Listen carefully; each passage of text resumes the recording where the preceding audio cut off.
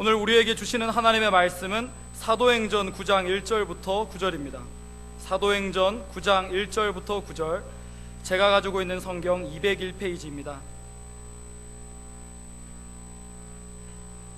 1절부터 9절까지 다 같이 합독하겠습니다. 사울이 주의 제자들에 대하여 여전히 위협과 살기가 등등하여 대제사장에게 가서 다메섹 여러 회당에 가져갈 공문을 청하니, 이는 만일 그 도를 따르는 사람을 만나면 남녀를 막론하고 결박하여 예루살렘으로 잡아오려 함이라. 사울이 길을 가다가 다메섹에 가까이 이르더니 호련히 하늘로부터 빛이 그를 둘러 비추는지라. 땅에 엎드러져 들음에 소리가 있어 이르시되, 사울아 사울아, 내가 어찌하여 나를 박해하느냐 하시거늘, 대답하되 주여 누구시니이까? 이르시되 나는 내가 박해하는 예수라. 너는 일어나 시내로 들어가라. 내가 행할 것을 내게 이룰 자가 있느니라 하시니, 같이 가던 사람들은 소리만 듣고 아무도 보지 못하여 말을 못하고 서 있더라. 사울이 땅에서 일어나 눈은 떴으나 아무것도 보지 못하고 사람의 손에 끌려 다메섹으로 들어가서 사흘 동안 보지 못하고 먹지도 마시지도 아니하니라. 공준신 목사님 나오셔서 예수 그리스도와의 만남이라는 제목으로 말씀을 전하실 때 하나님의 음성을 듣는 시간 되기를 소원합니다.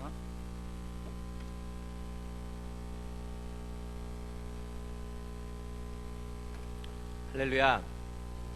이 시간 성령님께서 우리 한 사람 한 사람을 만나주시고 또 역사하실 줄 믿습니다.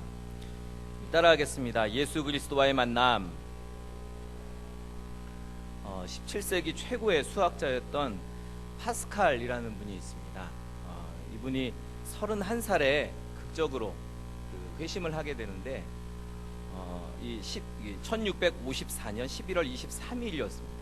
그날 밤 10시 30분부터 다음날 새벽 12시 30분까지 놀라운 성령 불의 체험을 하게 됩니다. 그리고 나서 자기가 받은 은혜, 하나님께로부터 받은 은혜를 이 종이에 기록했습니다. 그리고 나서 그것을 양피지에다가 정성스럽게 옮겨 적어서 자기가 자주 입는 옷에 그 글을 꿰매 가지고 평생을 다녔다고 합니다. 근데 평생이라고 해봤자 그때부터 8년을 더 살았습니다. 천재들은 조금 짧게 사는 것 같습니다. 저와 여러분은 참 오래 살게 될 것 같아서. 어쨌든 이 파스칼은 그 후에, 이 파스칼이 죽은 이후에 그 옷에다가 그렇게 바느질을 해놓았던 그 글이 사람들에게 알려졌고, 또 지금은 그 파스칼이 적어놓았던 그 글이 프랑스 국립도서관에 보관되어 있다고 합니다. 그 내용에 이런 글이 적혀져 있습니다. 아브라함의 하나님, 이삭의 하나님, 야곱의 하나님, 당신은 철학자와 학자의 하나님이 아닙니다. 확신, 감격, 기쁨, 평화, 예수 그리스도의 하나님이십니다. 하나님 이외의 온갖 것은 망각일 뿐입니다. 인간 혼의 위대함이여, 의로우신 아버지, 세상이 아버지를 알지 못해도 나는 아버지를 압니다. 나는 당신에게서 떠나 있었습니다. 이제 나는 영원히 당신을 떠나지 않겠습니다. 예수 그리스도, 나는 당신을 저버리고 피하고 부인하고 십자가에 못 박았습니다. 그러나 이제 나는 당신 때문에 일체의 모든 것을 기쁘게 포기합니다. 예수 그리스도, 나의 통치자에게 전적으로 순종합니다. 나는 당신의 말씀을 결코 잊지 않겠습니다. 인생의 진정한 변화, 그것은 바로 예수 그리스도와의 만남을 통해서 일어납니다. 이 기독교 역사에서 예수님 이후에 가장 위대한 인물을 꼽으라 하면 누구를 꼽겠습니까? 아마 모든 이들이 사도 바울을 꼽을 것입니다. 그의 인물됨이나 또 신학적인 바탕이나 또 사역의 규모에서 어느 누구보다도 참으로 위대한 일을 감당한 사람이 바로 바울이라고 할 수 있습니다. 그런데 이 바울은 회심하기 이전에 초대교회에서 가장 위협적인 인물이기도 했습니다. 회심하기 이전에 바울은 사람들을, 예수 믿는 사람들, 그리스도인들을 감옥에 가두고 죽이기까지 했던 그러한 사람입니다. 스데반의 죽음에도 적극적으로 가담했던 사람, 주도적인 그러한 사람이 바로 청년 사울이었습니다. 그런데 그런 사울이 예수를 만납니다. 기독교 역사상 오순절 이후에 가장 최대의 사건, 그것이 바로 사울과 예수님이 만난 사건입니다. 굉장히 의미 있는 사건이라고 할 수 있습니다. 사울은 예수를 만남으로 이전까지 자신이 유대교에 빠져 있었던 그러한 삶을 청산하게 되고, 또 회심해서 예수 그리스도의 종이요 또 사도로 그렇게 쓰임을 받게 되었습니다. 그의 회심은 한 개인의 회심뿐만 아니라 한 시대를 변화시키고 또 모든 세계를 향한 복음을 증거하게 되는 그런 놀라운 사건으로, 어떻게 보면 이 교회 안에서 참으로 역사적인 사건이 되었습니다. 복음이 유대교를 넘어서서, 유대인들을 넘어서서 이방인에까지 그렇게 전해지는 것, 이것의 출발점이 바로 사도 바울의 회심 사건이었던 것입니다. 하나님께서는 태초부터 모든 인류를 구원하시기로 작정하셨습니다. 그리고 아브라함에게 그 약속의 말씀을 주셨습니다. 그리고 그 약속의 말씀을 이루어가는 과정 가운데 사도 바울을 사용하셨습니다. 사도행전 1장 8절 말씀 가운데 하나님께서는 이 제자들에게 약속을 주셨는데, 복음이 예루살렘과 온 유대와 사마리아와 땅 끝까지 그렇게 증거되어질 것이다 라고 말씀하신 그 약속의 말씀을 사도 바울을 통해서 이루고 있는 모습을 우리는 성경을 통해서 봅니다. 예수님은 우리 한 사람 한 사람의 인생 가운데 찾아오십니다. 그리고 내 인생에 깊숙이 들어오셔서 나를 이끌어 가시기 시작합니다. 그리고 주님은 내 인생을 완전히 장악하셔서 하나님의 놀라운 계획을 이루어 가시기를 원하십니다. 주님 앞에서 회심하고 사로잡힌 바 된 한 사람, 그의 삶의 가치는 이전의 삶과는 전혀 달랐습니다. 그 사람이, 그렇게 위대하게 쓰임받았던 사람이 바로 유대교의 핵심 인물이었던 사울이었습니다. 가장 기독교를 핍박했던 사람, 그 사람이 변화여서 기독교를 가장 많이 증거하는 그러한 사람이 되었던 것입니다. 저와 여러분이 오늘 말씀을 통해서 청년 사울이 어떻게 예수님을 만나고 또 그의 인생 가운데 어떤 변화를 체험하게 되었는가 함께 묵상하고 은혜 받는 시간이 되기를 소원합니다. 우리 따라하겠습니다. 청년 사울, 유대인 중에 유대인. 사울은 어떤 사람입니까? 그는 바리새인입니다. 엄격한 유대주의 배경에서 태어나서 자랐던 그런 사람입니다. 빌립보서 3장에는 바울이 자신에 대해서 소개하는데, 태어난 지 8일 만에 할례를 받았고 또 베냐민 지파 사람이고 히브리인 중에 히브리인이고 또 바리새인이고 교회를 핍박할 정도로 유대교에 열심을 가지고 있었던, 특별한 열정을 가지고 있었던 그러한 사람이고 또 철저한 유대인으로 그렇게 살았던 사람입니다.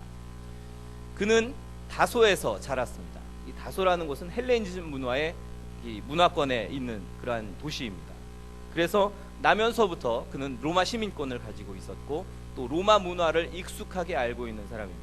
로마의 문학과 또 철학을 잘 배웠던 사람입니다. 그리고 뛰어난 지성인이기도 합니다. 당대의 석학이라고 일컬어졌던 가말리엘 문화에서 수학했던 그러한 사람입니다. 좋은 집안에서 태어나고 또 최고의 교육을 받고 자신감이 넘치고 열정이 있는 사람, 그 사람이 바로 이 청년 사울의 모습입니다. 그런데 청년 사울의 모습을 우리가 자세히 살펴보면 그가 그리스도인으로서 과연 변화될 만한 그러한 그 건덕지가 있는가, 그의 삶에서 그리스도인으로 변화될 만한 모습이 그에게 있었는가, 참으로 그렇게 변화되기는 어렵다 하는 생각을 지울 수가 없습니다. 1절과 2절 말씀을 함께 읽겠습니다. 시작. 사울이 주의 제자들에 대하여 여전히 위협과 살기가 등등하여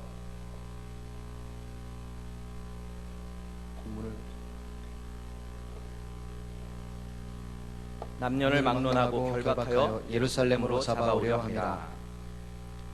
이 말씀을 보면 사울의 삶이 어떠하였는가를 조금은 알 수 있습니다. 그는 유대교에 대해서 자부심이 강한 그러한 사람입니다. 최고의 학부에서 수많은 사상을 배우고 지식을 공부했지만 그러나 유대교에 대해서 이런 열심을 가지고 있다. 그렇다면 그에게 있는 자부심이 얼마나 강한가를 우리는 알 수 있습니다.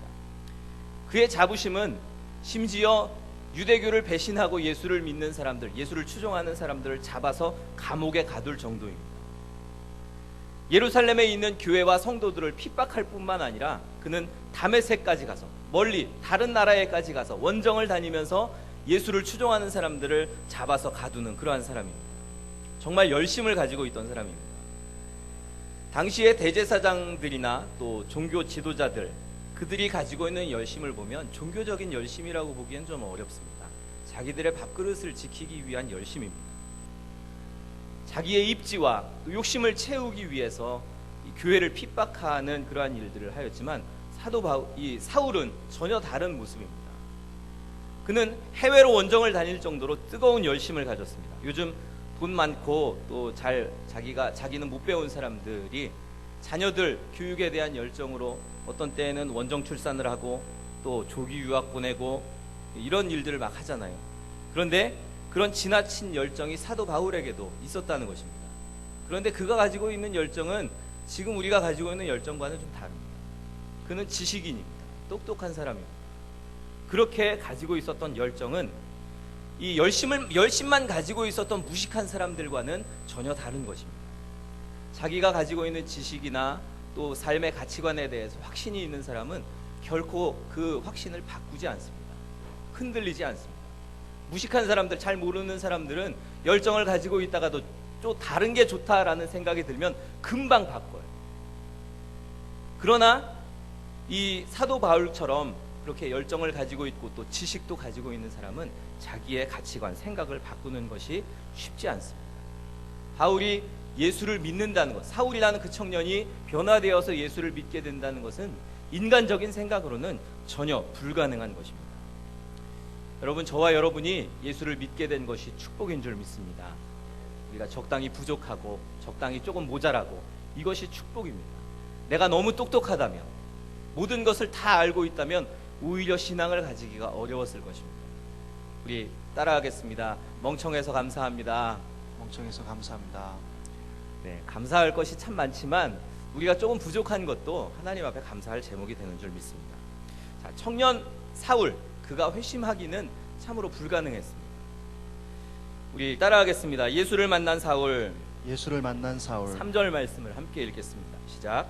사울이 길을 가다가 다메섹에 가까이 이르더니 후련히 하늘로부터 빛이 그를 둘러 비추는지라. 누가 사울이 다메섹으로 원정 가는 것을 막을 수 있었겠습니까? 살기등등한 그 사울의 열정, 그것을 막을 사람은 아무도 없었습니다. 그런데 사울에게 일생일대의 중대한 사건이 일어납니다. 갑자기 하늘로부터 빛이 그에게 임했습니다. 전혀 바뀔 수 없는 인생, 그 인생이 변화된다는 것, 이것은 놀라운 기적입니다. 한 10대 소년이 있었습니다. 여러 달 동안 소년의 마음 가운데 곤고함과 또 죄에 대한 괴로움이 있었습니다. 매일매일 괴로워합니다. 그의 아버지는 목사님, 그의 할아버지도 목사님이었습니다. 그러나 이 소년의 마음속에는 공허함이 있습니다. 구원의 확신을 가지지 못했습니다. 말씀을 많이 알고 있고 또 기독교 신앙에 정통하고 있었지만, 그러나 그 안에는 구원에 대한 확신이 없어서 여전히 죄의 문제로 고민하고 갈등하고 있었습니다. 1850년 1월 6일 이 영국의 콜체스터라는 그 도시가 극심한 눈보라로 모든 교통이 마비가 됩니다. 도시 전체가 마비가 됐어요. 그래서 이 소년은 자기가 다니고 있는, 출석하고 있는 교회에 갈 수 없어서 가까운 교회, 작은 교회 예배에 참석하게 되었습니다. 매우 작고 허름해 보이는 예배당, 그 안에서 예배를 드리는데 그날따라 또 그 교회 담임 목사님이 참석하지를 못해서 평신도 한 명이 잘 하지 못하는 설교로 떠듬떠듬 설교를 진행하고 있었습니다. 그는 한쪽 구석에 자리를 잡고 그 말씀을 듣기 시작합니다. 그가 설교한 본문은 이사야 45장 22절 말씀이었습니다. 땅의 모든 끝이여 내게로 돌이켜 구원을 받으라. 나는 하나님이라 다른 이가 없느니라. 이 평신도 설교자가 설교하는 도중에 한쪽 구석에 앉아있는 소년을 바라봅니다. 그리고 말합니다. 젊은이, 자네는 아주 피곤해 보이는군. 예수 그리스도를 바라보게. 그때 그 한마디에 성령께서 이 소년을 만지시기 시작했습니다. 그의 마음이 흔들리기 시작했습니다. 오랫동안 확신이 없었던 이 소년은 한 평신도 설교자의 그 어눌한 설교에 도전을 받게 되었습니다. 이 소년이 후일 역사상 가장 위대한 설교자 중에 한 명으로 꼽히는 존 스펄전 목사님입니다. 언제나 있었던 예배, 항상 반복되어지는 그러한 삶이었지만 성령의 역사하심과 또 주님의 빛이 비추일 때 한 사람의 영혼이 변화되었던 것입니다. 사울의 변화, 어디에서부터 시작됩니까? 예수 그리스도의 빛이 그에게 비추어짐으로부터 시작됩니다. 이것이 바로 오순절 성령 사건 이후에 가장 위대한 사건이 된 것입니다. 사울은 스데반의 죽음도 당연하게 여겼던 그러한 사람입니다. 유대교에 반대하고 예수를 추종하는 사람들, 그들을 모두 다 싸잡아서 감옥에 가두고 또 그들은 죽어 마땅하다고 그렇게 생각하는 사람이었습니다. 그의 사명, 그가 가지고 있는 사명은 무엇입니까? 예수를 추종하는 사람들을 잡아서 감옥에 가두고 어떻게 해서든지 이 세상에서 예수라는 이름을 다 멸해버리는 것, 없애버리는 것, 예수를 기억하는 자들을 다 없애버리는 것이 그의 사명이라고 생각했던 사람입니다. 그런데 예수님께서 그의 인생 가운데 찾아오십니다. 예수님께서 찾아오시자 그의 인생에 놀라운 변화가 시작됩니다. 우리 인생에 예수 그리스도께서 찾아오시기를 소원합니다. 아무도 내 인생을 바꿀 수도 없고 또 내 생각과 주장을 바꿀 수 없지만, 그러나 예수님은 하실 수 있습니다. 내 인생에 깊이 감추인 부분일지라도 예수님께서 만지시기 시작하면 기적이 일어나게 되는 줄 믿습니다. 4절 말씀을 읽겠습니다. 시작. 땅에 엎드러져 들음에 소리가 있어 이르시되 사울아 사울아 내가 어찌하여 나를 박해하느냐 하시거늘. 주님의 빛이 비추었을 때 사울은 땅에 엎드러졌습니다. 엎드러졌다라는 말은 주님께 항복했다라는 의미를 가집니다. 예수님을 대적했던 사울, 예수님 앞에 꼿꼿이 서 있었던 그러한 사울이 이제는 예수 앞에 무릎을 꿇게 됩니다. 자신의 신념 때문에, 자기가 믿고 있는 것 때문에, 자신의 지식 때문에 절대 예수님을 받아들이지 않았던 그였습니다. 그러나 그분을 만났을 때, 예수님을 만났을 때 그분께 이 사울의 모든 삶은 정복당하게 되었습니다. 그가 가지고 있었던 배경, 지식, 또 자부심, 모든 것들이 예수님 앞에서 아무것도 아닌 것이라는 걸 깨닫게 되었습니다. 예수의 이름으로 완전히 변화되기 전에 인간들은, 사람들은 세상에 속하여서 살고 또 육체에 속한 것들을 자랑하면서 그렇게 삽니다. 외모를 가꾸고 또 재산을 모으고 지식을 쌓고 명예를 추구하고 권력을 추구하고, 그렇게 해서 무엇인가를 얻게 되면 그 다음부터는 그것을 지키기 위해서 매일 전전긍긍하는 그런 괴로운 인생을 삽니다. 이솝우화에 이런 이야기가 있습니다. 한 사슴의 이야기입니다. 이 사슴은 자신의 뿔을 너무나도 자랑합니다. 뿔이 너무나 아름답고 멋있게 생겼습니다. 그러나 반대로 자기의 다리를 내려다보면 이 다리는 너무나 얇고 볼품이 없습니다. 그래서 자신이 생각하기를 항상 이 뿔은 너무나 자랑스럽고 아름답고 이 다리는 너무나 수치스럽고 창피한 것입니다. 그런데 어느 날 사냥꾼에게 쫓기게 됩니다. 막 쫓겨가다가 한참을 도망가다가 나뭇가지에 이 뿔이 걸리게 되었습니다. 그리고 결국 사냥꾼에게 붙잡히게 됩니다. 사슴은 뒤늦게 후회합니다. 나를 죽이는 뿔은 자랑하고 나를 살리는 다리는 수치스럽게 여겼구나. 우리를 망하게 하는 육체적인 소욕을 따라가고 있는, 그렇게 살아가고 있는 사람들이 변화받을 수 있는 방법은 무엇입니까? 바로 예수의 빛이 임하는 것입니다. 자신을 자랑하던 한 사람이 변화되는 사건, 바로 예수의 빛이, 예수의 이름으로 그의 삶이 변화되었던 것, 이러한 사건이 일어나게 된 줄 믿습니다. 저와 여러분에게도 이러한 변화가 일어나게 되기를 소원합니다. 예수님께서 사울에게 빛을 비추시며 말씀하십니다. 사울아 사울아 내가 어찌하여 나를 박해하느냐. 사울이 박해하였던 것은 그리스도인들, 기독교인들입니다. 그런데 주님은 왜 나를 박해하느냐라고 물으십니다. 우리는 이 말씀에서 주님이 교회와 자신을 동일시하고 있는 모습을 발견합니다. 교회를 핍박하는 것은 주님을 핍박하는 것이고 또 성도를 핍박하는 것이 곧 주님을 핍박하는 것이다 라는 것을 우리는 깨달을 수 있습니다. 우리는 이 말씀 속에서 예수님께서 제자들에게 주셨던 약속의 말씀을 떠올리게 됩니다. 마태복음 28장 20절, 주님은 세상 끝날까지 너희들과 우리 제자들과 또 우리와 함께 하신다고 그렇게 약속하셨습니다. 예수를 믿는다는 것 때문에 어떤 때는 무시당하고 어떤 때는 핍박당하고 어떤 때는 손해보고 고난당하고 그렇게 살아가겠지만, 그러나 주님께서는 그 자리에, 내가 고난당하고 내가 무시당하는 그 자리에 항상 함께 하신다라는 것입니다. 내가 무시당할 때 그것은 주님이 무시당하시는 것이고, 내가 고통당할 때 그것은 주님이 고통당하시는 것입니다.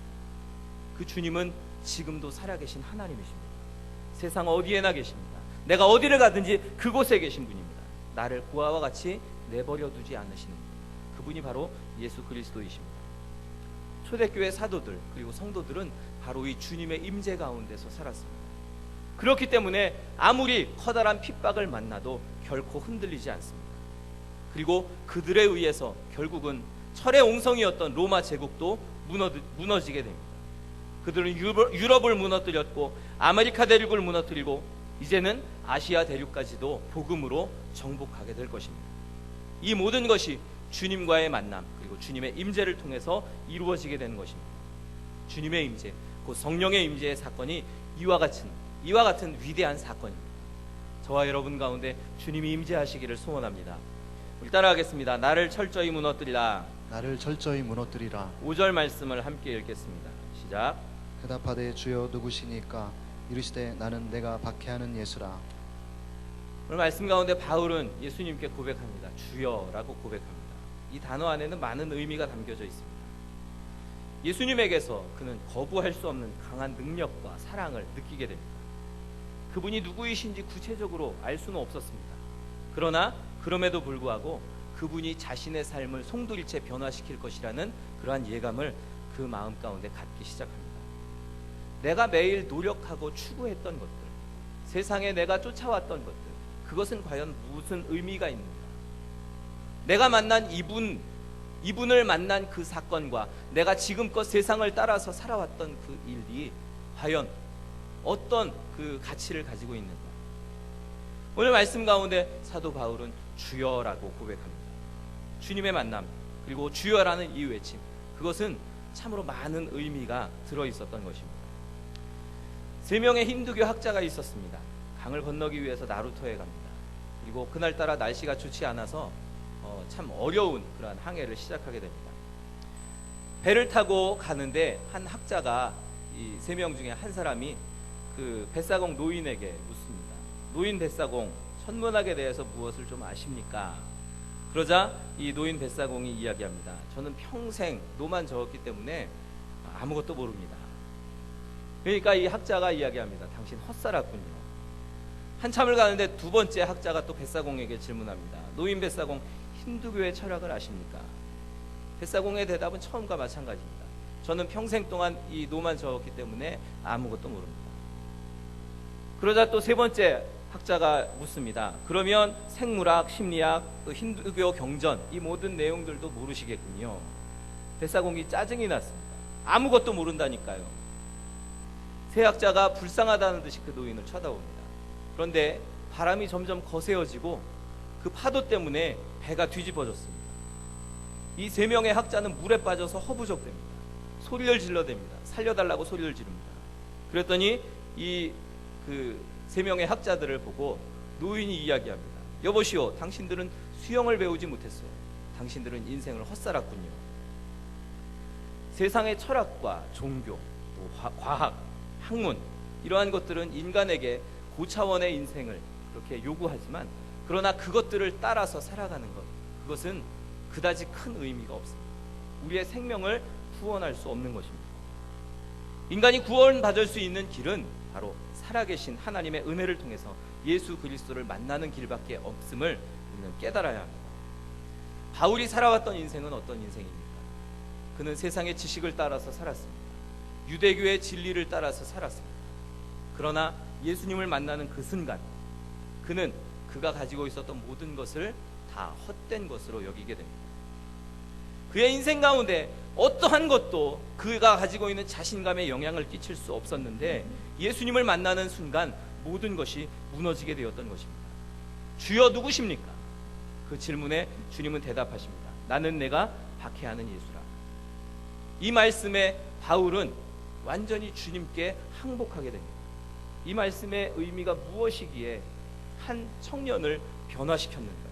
그 자신감 넘치는 청년, 세상 어떤 것도 부럽지 않았던 한 청년을 변화시킨 이 말씀의 의미가 무엇인가?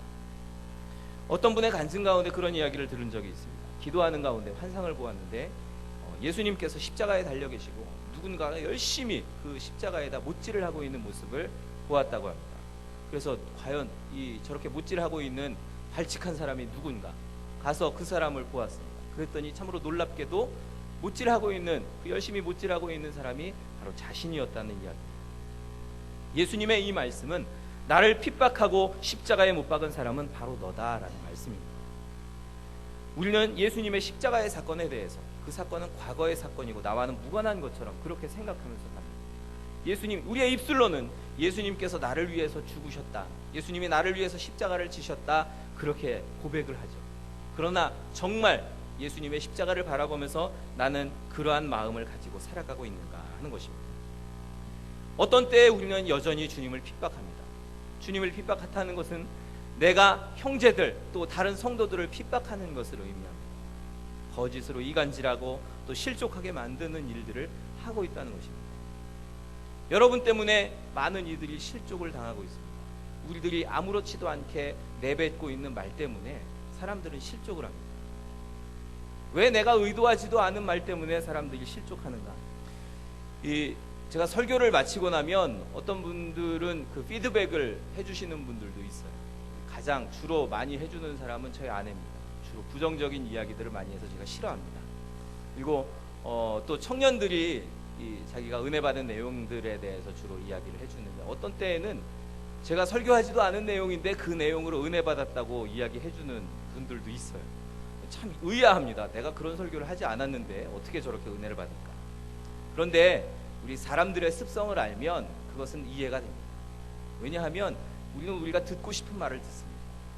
그래서 똑같은 말을 들어도 그 말을 이해하는 내용이 다릅니다. 내가 말을 많이 하면 그 말 때문에 실족하는 사람들이 생기는 것은 당연한 것입니다. 왜냐하면 이해하는 것이 다르기 때문입니다. 그래서 그것이 옮겨지다 보면 없는 말들이 생겨납니다. 우리가 말을 적게 하는 것, 그것이 지혜로운 일인 줄 믿습니다. 만약에 내가 많이 한 말 때문에 다른 사람이 실족하게 되었다면 그것은 내가 주님을 핍박한 것과 같습니다. 주님께 말 실수한 것과 같다는 거예요. 그래서 우리들은 항상 우리들의 언어와 또 우리들의 행동을 주의해야 합니다. 항상 주님 앞에서, 예수님 앞에서 행동하고 있다는 그러한 마음을 가지고 있어야 할 것입니다. 사울은 예수님을 만나게 됩니다. 이제 자신이 생각하고 계획했던 그러한 대로 인생이 진행되지 않습니다. 예수님께서 그의 인생을 움직여 가시는 사건이 오늘 예수님과의 만남을 통해서 나타납니다. 6절부터 7절까지 말씀을 함께 읽습니다. 시작. 너는 일어나 시내로 들어가라. 내가 행할 것을 내게 이를 자가 있느니라 하시니 같이 가던 사람들은 소리만 듣고 아무도 보지 못하여 말을 못하고 서 있더라. 이제 그의 인생의 주인이 바뀌었습니다. 전에는 자기 의지에 의해서 다메섹으로 가기로 하고 길을 갔습니다. 그런데 이제는 주님의 의지에 의해서 다메섹으로 가게 됩니다. 전에는 자기의 가치관과 신념을 가지고 인생을 살아왔지만 이제는 예수님의 마음을 가지고 인생을 살아가게 되었다는 것입니다. 우리의 삶에서도 우리의 인생의 주인이 바뀌어져야 합니다. 내 인생의 주인이 누구입니까? 나를 이끌어가는 원동력은 과연 무엇입니까? 우리의 삶의 주인이 바뀐 사람, 그러한 사람들이 걸어가야 할 길들이 있습니다. 우리 교회에서는 특별히 몇 가지를 이야기합니다. 인생의 주인을 바꾸자. 그래서 우리가 걸어가고 있는 발걸음은 예배를 잘 드리자라는 것입니다. 따라하겠습니다. 예배를 잘 드리자. 예배를 잘 드리자. 예배를 많이 드리자. 예배를 많이 드리자. 예배를 잘 드려야 합니다. 여러분, 예배 잘 드리기 위해서 지각하지 마십시오. 갈릴리 타임이라는 이야기를 많이 듣습니다. 이것은 없어져야 할 말입니다. 갈릴리 타임이 무엇입니까? 자꾸 지각하는 것, 늦게 오는 것, 그것을 가리켜서 이야기하는데 이 말이 우리 교회에서는 사라지게 되기를 소원합니다. 지각하지 마십시오. 혹시나 정말 바쁜 일이 있어서 어쩌다가 한번 지각하는 것은 이해할 수 있는데 상습적으로 지각하는 분들이 있습니다. 예배 시간 늦게 와서, 그리고 일찍 집에 가는 분들이 많으신 것 같습니다. 그런 삶의 모습들을 빨리 바꾸십시오. 또 우리 따라하겠습니다. 졸지 맙시다. 졸지 맙시다. 정말 피곤하면 졸 수도 있죠. 그런데 어떤 분들은 상습적으로 버릇으로 조는 분들이 있어요. 아예 설교 시작하면 자야지 생각하고 조시는 분들이 있어요. 그런 분들은 예배에 집중하지를 않는 것입니다. 말씀에 집중하면 졸리지 않습니다. 물론 조는 것에는 목사의 책임도 있겠죠.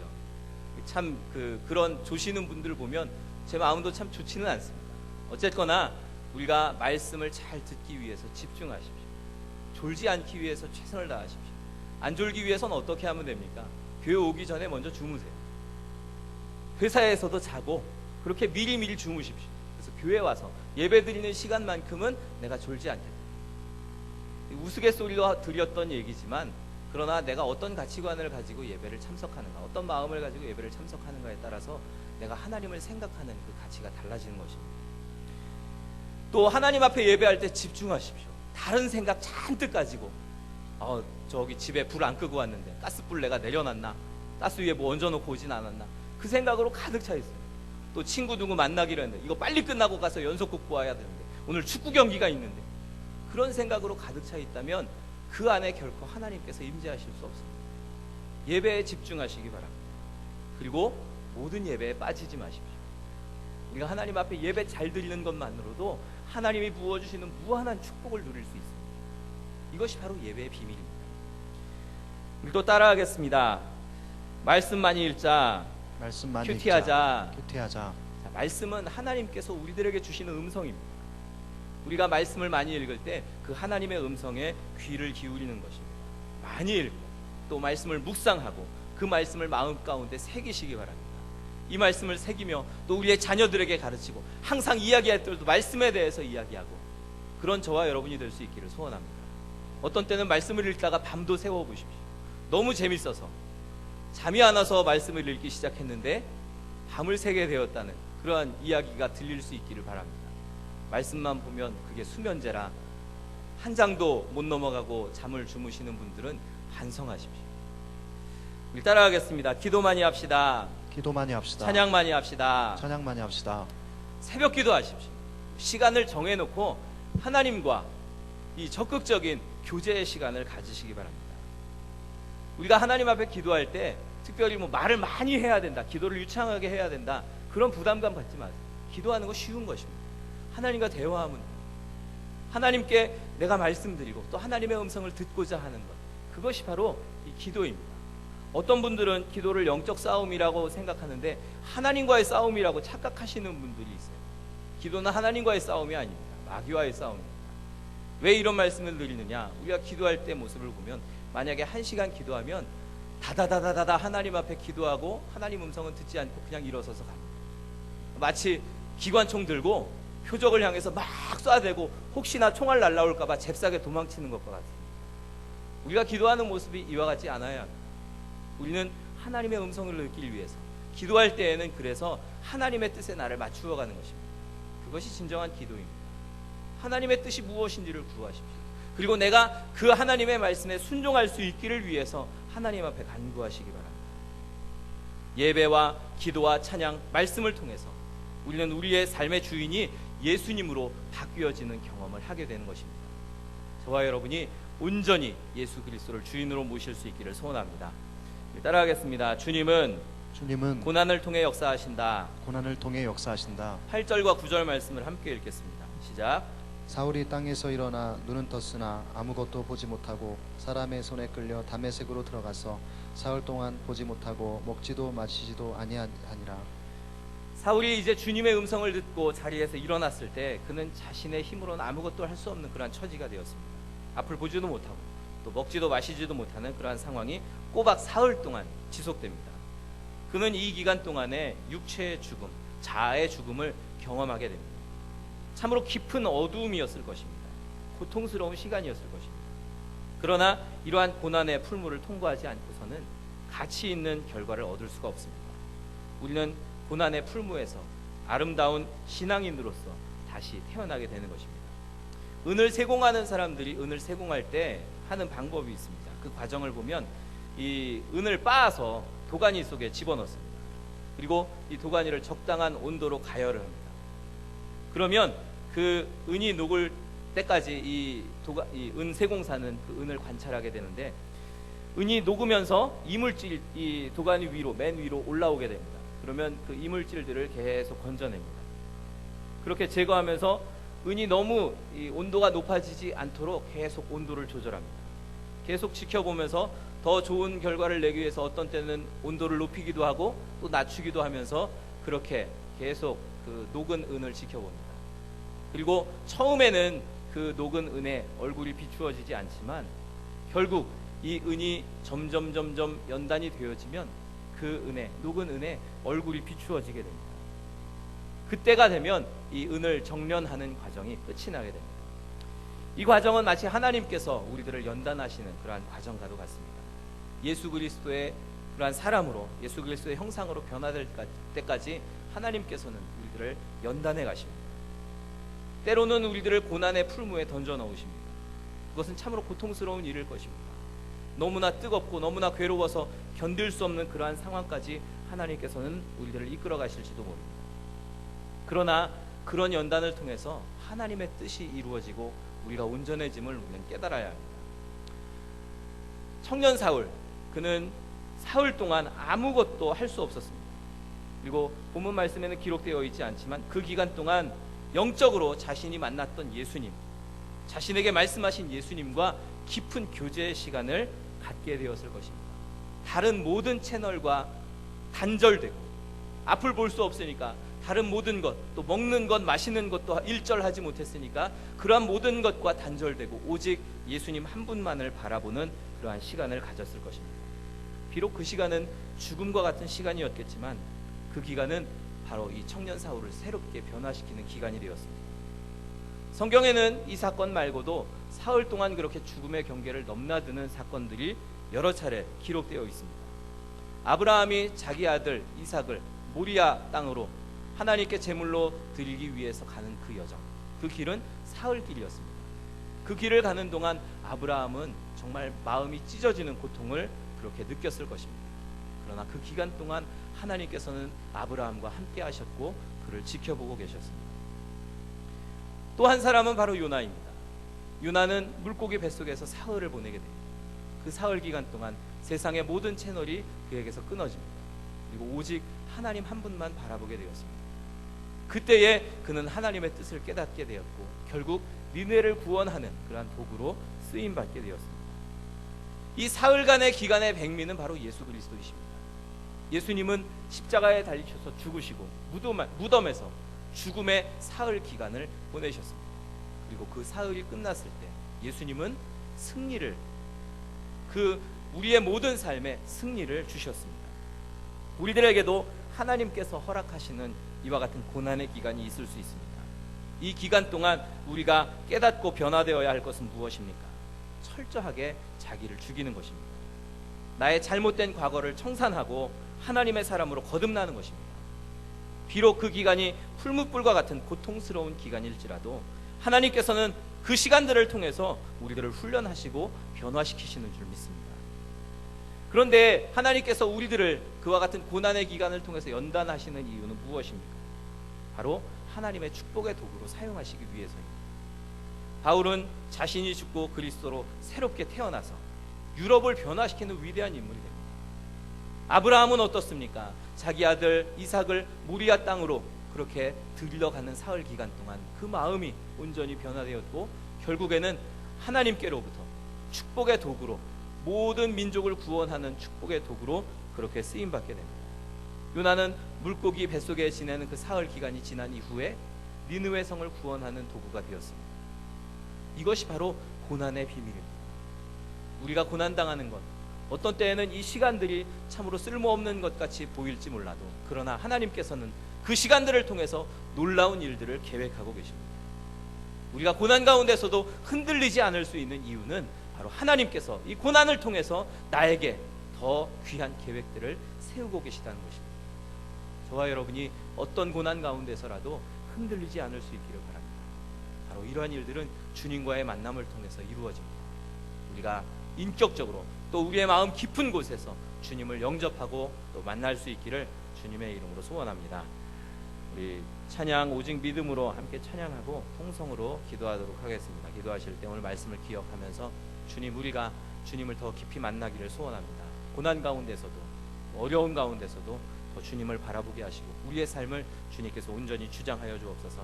그와 같은 기도의 제목으로 통성으로 기도하겠습니다.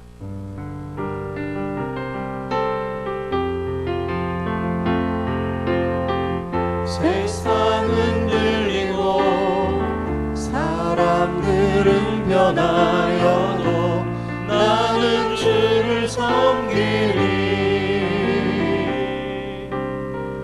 주님의 사랑은 영원히 변하지 않네. 나는 주를 신뢰해.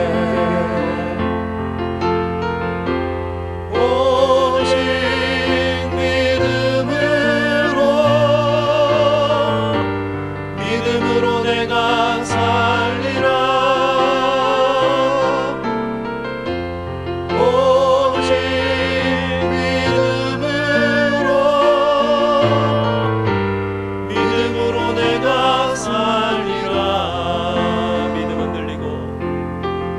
믿음은 들리고 사람들 주를 떠나도 나는 주를 섬기리.